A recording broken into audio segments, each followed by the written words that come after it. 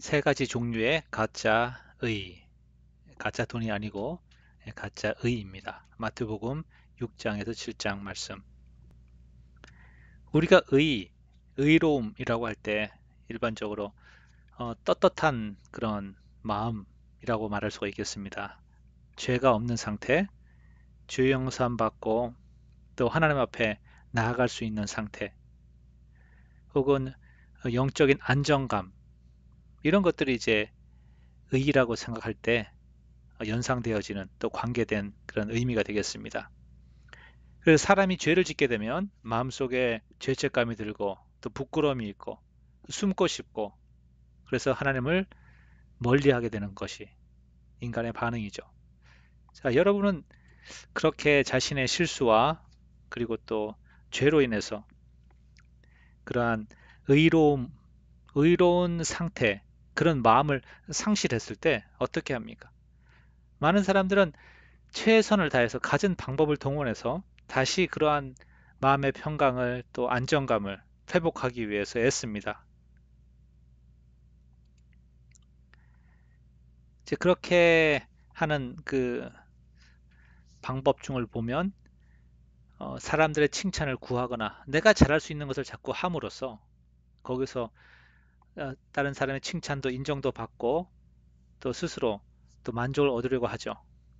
혹은 물질을 의지해서 자기 통장의 잔고를 바라보면서 실망하고 낙담한 마음들을 위로하기도 합니다.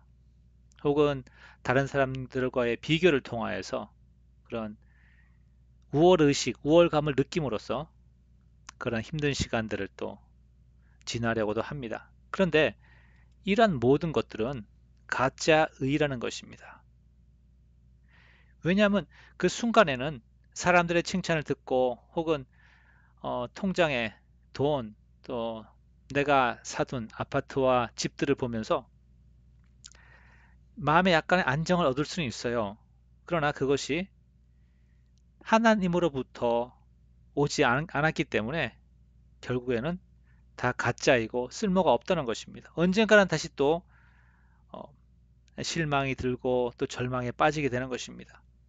오늘 말씀을 통하여서 마태복음 6장 7장에서 말하고 있는 세 가지 가짜 의에 대해서, 그러니까 주님께서 어, 하나님의 나라를, 그러니까 천국을 선포하시고 천국에 들어가려면 바리새인의 의보다 더 나은 의가 있어야 된다고 말씀하셨잖아요. 그러면서 그것이 옛날에 말씀하였던 그런 살인하지 말라라고 했지만 예수님은 말씀하시기를 미워하지도 말라 이렇게 말씀하시면서, 주님이 말씀하시는 그 천국에 들어갈 수 있는 의라는 것은 결국에는 바리새인들이 가지고 있는 인간의 의보다 뛰어난 하나님의 의라는 사실을 말씀하시는 것이죠. 그러면서 이어지는 본문에서 인간이 추구하는 가짜 의가 어떤 것이 있는가, 그런 것들을 이제 예수님이 말씀하시고 뒤에 7장 마지막 부분에서 산상수훈을 마무리하시게 됩니다. 첫 번째 가짜 의는 지난주에 살펴보았던 사람의 칭찬, 사람의 영광인 것이죠. 사람에게 보이려고 그들 앞에서 너희 의를 행치 않도록 주의하라. 그렇지 아니하면 하늘에 계신 너희 아버지께 상을 얻지 못하느니라.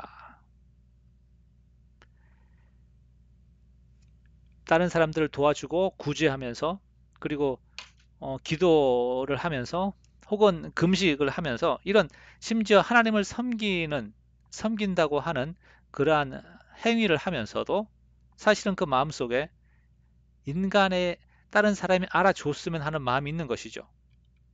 주님은 그래서 이것을 이제 위선자라고 말씀하셨고, 그렇게 사람의 영광을 구하고 사람의 칭찬을 듣기 위해서 하나님의 나라의 일을, 하나님의 교회를 섬긴다고 한다면 하나님께 상을 받지 못한다라고 말씀하십니다. 그러면서 이것을 극복하기 위한 방법으로 예수님께서는 어, 주님의 기도를, 주기도문을 가르쳐 주시죠. 그러므로 너희는 이렇게 기도하라. 하늘에 계신 우리 아버지여, 이름이 거룩히 여김을 받으시오며 나라의 임하옵시며 뜻이 하늘에서 이룬 것 같이 땅에서도 이루어지이다. 사람에게 초점을 맞추는 것이 아닌 하나님의 나라, 하나님의 뜻, 예, 하나님께 초점을 맞추는 그러한 기도를 가르쳐 주십니다. 혹시 사람들의 어떤 칭찬과 격려를 기다리고 계십니까?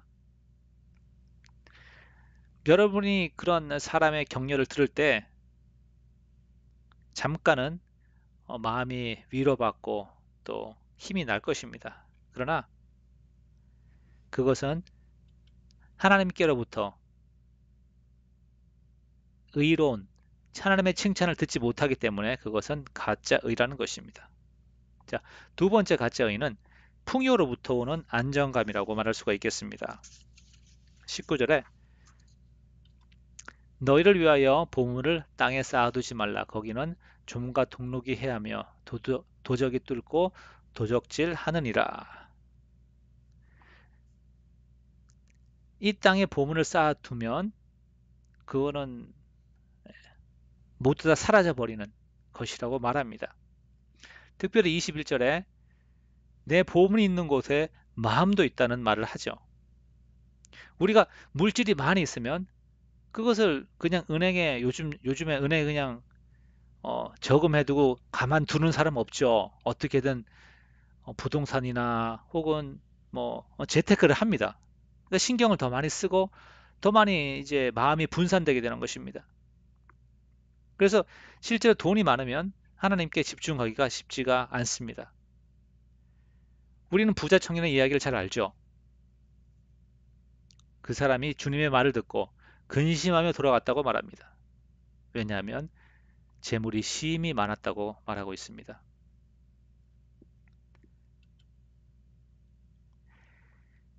또 23절에 보니까 눈이 어두워진다고 말합니다. 그 말은 물질을 많이 땅에 쌓아두면 마음이 나누어지고 또 그것이 물질의 풍요로움이 주는 그런 안정감으로 인해서 영적인 눈이 어두워지는 것이죠.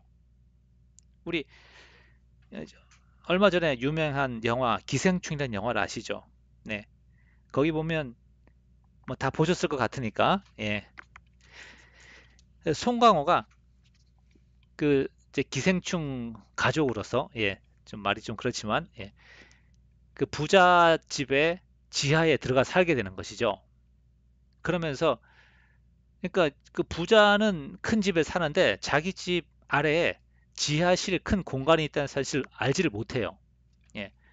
그런데 이 이제 그 집에 식모, 운전기사 뭐 이렇게 해서 이제 그 송강호 그 사람이 주인공이잖아요. 거기에 이제 가족 전체가 그 지하실에 주인 모르게 기생충처럼 살고 있는 것이죠. 그런데 어느 날 이제 그 주인 가족이 가족 여행을 떠납니다. 그때 이제 지하실에서 살던 이 송강호 씨 가족이 다 지상으로 올라와서 오래간만에 마치 자기 집인 것처럼 그래 파티를 하는 거예요. 그러면서 송강호가 자기 아내에게 이렇게 말합니다. 아, 나는 참 부러운 것 같아. 이 아저씨 참 대단하고 돈도 있으니까 뭐 어려운 일도 없고 가정도 화목하고 아이들도 잘 자르지 않느냐 이렇게 얘기를 합니다. 그때 이 부인이 이렇게 말합니다. 당신은 모르는 소리라고. 돈이 모든 관계를 부드럽게 만드는 윤활유라는 것입니다. 돈이 있으니까 예, 가정부도 드리고 돈이 있으니까 아이들 과외 선생도 드리고 걱정이 없다는 것이죠. 그러니까 돈이 없으면 이제 사람들의 그런 삶이 어려워지니까 이 마음속에 있는 이기심이라든지 탐욕 이런 것들이 이제 그대로 여과 없이 드러나게 된다는 것입니다. 이와 같이 우리가 물질적 풍요로움 속에 들어가 있으면 우리는 우리의 눈이 어두워져서 마치 하나님께서 나의 모든 삶 자체를 행위 모든 것들을 인정하시는 것처럼 잘한다고 칭찬하시는 것처럼 착각하게 되는 것이죠. 그래서 우리 내면에 있는 죄의 씨앗을, 죄악을 보지 못하게 되는 것입니다. 그걸 보지 못하면 그것을 치유받을 길도 얻지 못하는 것이죠. 자, 가장 심각한 문제는 24절이죠. 한 사람이 두 주인을 섬기지 못할 것이니 너희가 하나님과 맘몬을 겸하여 섬기지 못하느니라. 예, 헬라어 성경에 보면 여기서 맘몬이라고 되어 있습니다. 그것은 재물 우상을 말하고 있습니다. 결국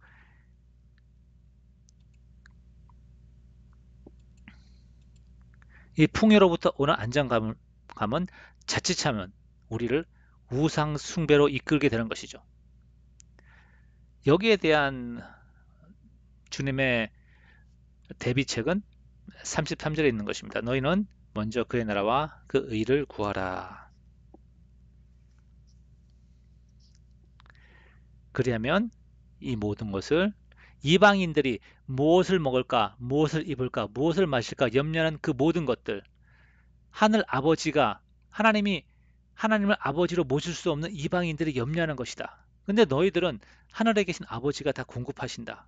그러니까 믿고 하나님만 따라라. 이렇게 말씀하시는 것이죠. 그러면서 34절에 우리의 염려라는 것은 다 내일을 위한 염려잖아요. 내일을 위하여 염려하지 말라. 내일 일은 내일 염려할 것이요 한날 괴로움은 그날의 조건이라. 그 말은 우리의 삶 자체가 어느 누구 하루가 쉽지 않은 하루가 없다는 것입니다. 하루도 힘들게 그렇게 마무리해야 하는데 내일까지 염려할 여력이 있겠습니까? 그러지 말라는 것입니다. 내일은 하나님께서 또 내일 길을 보여주실 것이죠. 그래서 먼저 그 나라와 그 일을 구하는 것이 하루하루 힘든 삶을 믿음으로 살아가는 우리들에게 주시는 하나님의 말씀이죠. 자, 세 번째 가짜 의라는 것은 비교 우월 의식입니다.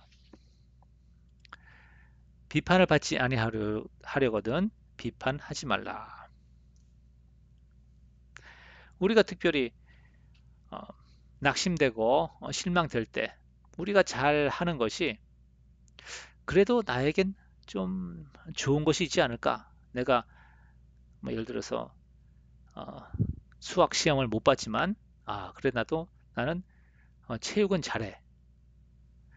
내가 이번에 승진해서 떨어졌지만 그래도 성격은 좋아. 뭐 이런 식으로 내가 무엇인가 우월의식을 느낄 수 있는 우월감을 느낄 수 있는 것을 찾는 것이죠. 그러는 과정에서 우리가 실수하게 되는 것 중에 하나가 다른 사람을 비판함으로써 우월의식을 우월감을 가지는 것입니다. 그 말은 다른 사람의 머리를 밟고 올라감으로써 나는 올라가고 그 사람은 내려가는 것이죠. 그러니까 나는 우월감을 느끼고 그 사람은 열등감을 느끼는 것입니다. 이런 것들을 통하여서 그래 나는 저 사람보다 당신보다 나은 사람이야 이렇게 하는 것이죠.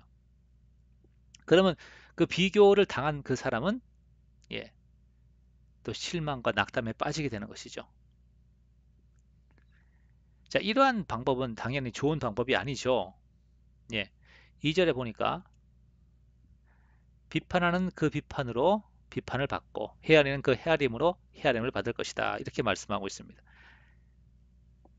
그러니까 우리가 너무나 어, 철두철미한 어떤 규칙을 적용해서 다른 사람을 비판하면 판단하면 나도 그러한 방식으로 비판을 받고 판단을 받을 것이고 내가 극률의 마음으로 대하면 또 극률의 마음으로 나도 대함을 받는다는 것이죠.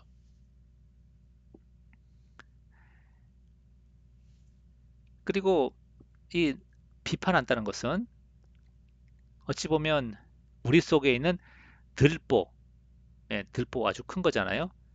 들보의 크기와 같다는 것이고 형제의 눈 속에 있는 티는 그러니까 형제의 무지함과 형제의 방탕한 삶을 우리가 비판을 하게 되면 그 그가 방탕한 삶을 사는 것은 T라고 말한다면 그 형제를 비판하는 나의 잘못은 들보처럼 크다는 것이죠. 그렇기 때문에 다른 사람을 비판함으로써 그분으로써 비교 우월감을 통하여서 의로움을 자신의 어떤 영적인 어떤 자존감을 구하려고 한다면 그것은 너무나도 어리석은 것이죠. 특별히 또 다른 이유 하나는 6절에 있는 것처럼 거룩한 것을 개에게 주고 진주를 돼지 앞에 던지지 말아라. 그렇게 되면 저희가 그것을 발로 밟고 돌이켜 너희를 찢어 상할까 염려한다. 우리가 비판하는 것 외에도 다른 사람을 이제 가르치려 하는 경우가 있습니다. 즉 가르침을 통하여서 어, 뭔가 마음에 하나님이 나를 사용하시는구나. 혹은 어떤 자존감을 회복하고 또 기분이 회복되는 그런 경우가 있죠. 특별히 어, 말씀을 가르치는 경우에도 그런 것들이 해당될 수가 있겠습니다. 그런데 다른 사람을 이제 영적으로 가르치는 그 말이 100% 맞고 마치 진주처럼 정말 고귀한 것이라 할지라도 그것의 의미를 이해하지 못하면 상대방이 그것의 가치를 모르면 오히려 돌이켜가지고 그걸 그 진리를 무시하고 발로 밟고 돌이켜서 너희를 공격할 것이다. 이렇게 말합니다. 그러므로 우리가 어떤 조언을 하거나 하는 경우에도 그 사람이 받을 준비가 되어 있지 않으면 어리석게 그 이제 조언을 하는 것은 어리석다는 것이죠. 그래서 우리가 특별히 다른 사람을 가르치거나 혹은 또 조언을 할 때 내가 섬기겠다는 마음으로 그 사람에게서 어떠한 감사의 말이라든지 어떠한 보람이라도 기대하지 말고 그냥 겸손함과 섬기는 마음으로 해야 되는 것입니다. 자, 여기까지 저희는 세 가지 세 가지 어, 가짜 의에 대해서 알아보았습니다. 그것은 인간의 칭찬과 자랑이고 물질적 풍요로움이고 세 번째로는 비교 우월 의식입니다. 이런 것들이 주는 순간적인 어떤 위로와 위안은 있습니다. 그러나 그것이 지나고 나면 더 큰 갈증과 목마름에 빠지게 되는 것이죠. 왜냐하면 그것들은 가짜 의라는 것입니다. 자, 그러면 주님의 말씀은 무엇입니까? 어떻게 하면 천국에 하나님 나라에 들어갈 수 있는 의를 얻을 수 있겠습니까? 어떻게 하면 바리새인보다 뛰어난 의를 얻겠습니까? 그것은 하나님께 구하는 것입니다. 구하라 그러면 너에게 주실 것이요 찾으라 그러면 찾을 것이요 문을 두드리라 그러면 너에게 열릴 것이니 구하라 찾으라 두드리라. 예, 세 개의 동사를 써서 말씀하시는 것은 강하게 꼭 하라 그러면 응답 받을 것이다 이렇게 말씀하시죠. 그러면서 8절에 보니까 구하는 이마다 찾는 이가 두드리는 이에게 그 얘기는 응답을 받는 자격이 그 사람이 선하거나 아니면 자격이 있거나 이것이 아니라 오직 한 가지 구하는 이마다 그죠? 기도하고 간구하는 자에게 하나님이 주신다는 것입니다. 의라는 것을.